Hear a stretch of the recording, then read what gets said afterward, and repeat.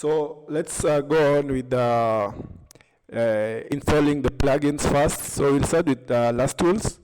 And in the plugins menu, I'll go to plugins and manage and install the plugins.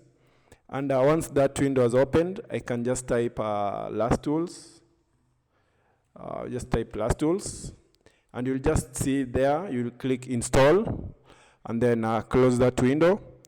So on your processing toolbox, you will see the LASTool that we have installed, and you can go through it.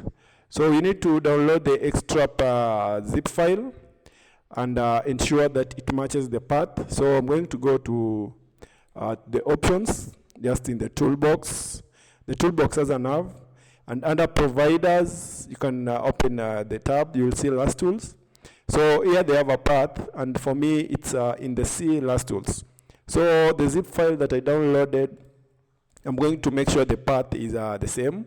So you can see I've placed that unzipped LASTool folder that we downloaded in the C.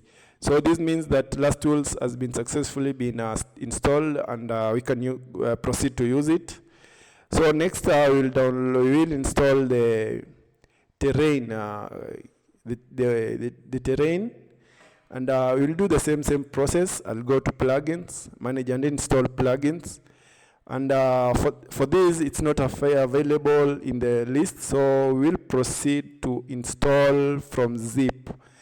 And under that option, I will navigate to where I downloaded it or saved it. And I'll click open, and then I'll proceed with the install. So that's how we install the two plugins. This terrain shading is very important to add some shade color to a digital service model. So this is how we install the plugins. Thank you.